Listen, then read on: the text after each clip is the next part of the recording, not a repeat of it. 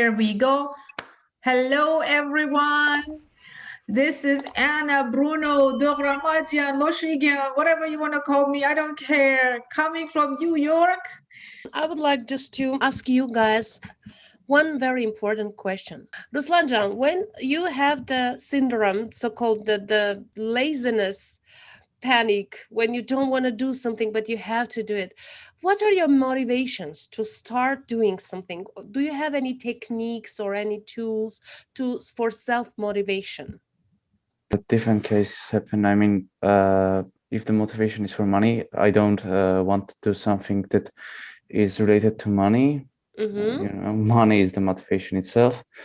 But other times, if I don't want to do something, mainly I don't do it. Recently, I read a very interesting tool, which, by the way, works perfectly. You just do the back counting. Like when you see it somewhere, you say 5, 4, 3, 2, 1. And at the number 0, you stand up and do something. Have you ever tried this? This works perfectly, guys. This works. It gives you subconsciously that there is something that's gonna be startup launch at number 0. It comes from the way you treat the life. If you're a responsible person, of course, you're never gonna be late. You're gonna wake up at time. But if you're not, I think it's not related to back counting.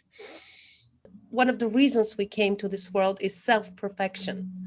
For those who don't have that sense of responsibility, they really, really need some help, support, or self-support to become more responsible.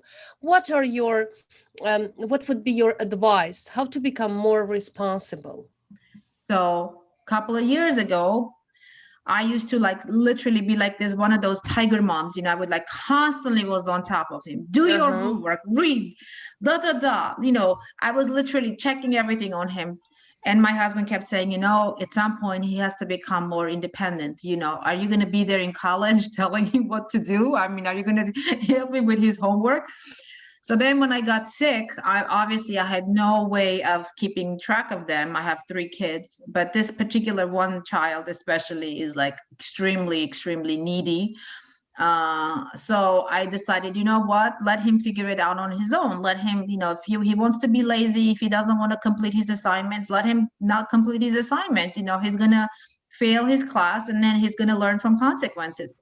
And to Christina's point, or to your question, Christina, I've tried both ways. 2 years ago, I was all over this kid, literally speaking, checking everything, 100% of the time, and pushing, pushing, pushing. And things were getting done only because I was pushing behind him. And then after I got sick, and I just kind of let it go. And there is no motivation still. He gets whatever he gets done, and whatever he doesn't get done, he doesn't get done, and his grades have dropped.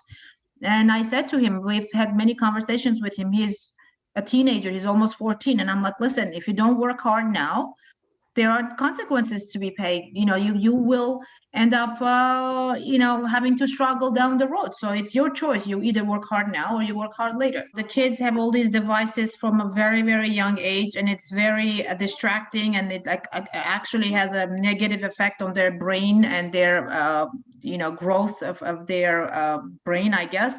But also the kids learn from their environment, and I see so many adults, and it's easier. I see the parents, they're all constantly on their phone themselves, and they're constantly checking their phones, they're constantly doing on their email. And what are the kids supposed to learn? So I think this whole computer and iPhone and smartphone situation is distractive and negative, not just for the children, but also everyone, including the adults. And I think kids learn by example. And I just think we all, including myself, have to make a conscious effort to lead by example. If you want your kids to do less computers or less devices, make sure at the dinner table you're not having your that's my pet peeve. I can't imagine people sitting at the dinner table and then the phone rings and then somebody starts talking at the dinner table. Literally, I've several times I had to correct somebody and another adult, and I don't like to do that. But our children and our younger generation learns from us. So I think we all as adults have to be very conscious of how we're using those devices ourselves. It's a fundamental problem. I don't think it's a problem that some people are staying in a virtual world, like define real world. I don't see much of a difference there. Well, there was a movie recently that I watched about this virtual world, and these kids, they literally like get into this gaming. I don't Ready remember the Player name of One? the movie, Yes, and Ready they go Player into One, I this think. virtual world and they're like fight with each other, blah blah blah. Have you seen that movie? Yes, it's called Ready Player One. Okay, so you think it's not a problem? We can still be in virtual world, but does it really bother you to enjoy the real life? I think the problem here is not in the virtual world. The problem is fundamentally in parent-children relationship.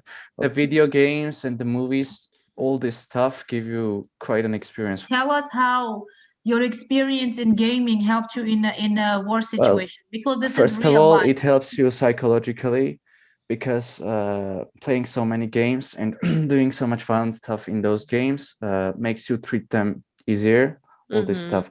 So when you go to a war and really see all those deaths, all those violent acts, Violations, yeah. yes, Yeah. let's Violence. say it's not a big deal for you, and that's really good. That really psychologically helps you to remain psychologically and State, don't lose yeah. your mind. Yes. And we have another child. Let's introduce our next Yes, child, and we yes. can get his opinion about Sure, parents sure. and children. What do you like about your games? What is that you like in them? What is the most attractive part in it? Survival. You like when you survive. Well, there are surviving mechanics in Minecraft. There's the survival. All that they cannot do in real life, they can have in virtual life. Yeah, they are becoming I have a different theory, though. I think the reason kids love virtual games so much is because they get to be in control. Because when you're a child, a lot of yeah. times children are controlled by their parents and teachers and adults, and they're constantly being told what to do. And oftentimes they don't get an answer why you have to do this versus that. So I feel like one of the reasons, and Ruslan and Vladimir can agree or disagree, I think one of the reasons why they love those virtual games is because they are in control of the decision-making process. Any extreme is not good, whether it's one extreme or the other. Not having the electronic games at all versus, you know, having it all the time. I think that's, you don't want to be in either extreme. But I do agree with Ruslan that it does teach you certain skill sets. My children play that Minecraft game. They do learn how to prepare, and they survive, and they have to like make food for themselves and prepare for like attacks of whatever zombies that are coming and so on and so forth. So the games can also be educational. There's one of the best ways that children or people learn is by being more interactive, right? In every situation you can look at the positive things or concentrate on a negative. So it is part of our lives that I don't think we can change that.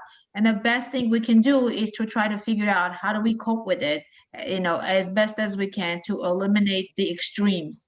We don't want our kids to doing games, extreme games all the time, but I think having some games does give them some abilities that maybe they wouldn't have otherwise. Really like resonates with me because not just for parenting, but in general, we even in success, in financial success, we always talk about having a vision.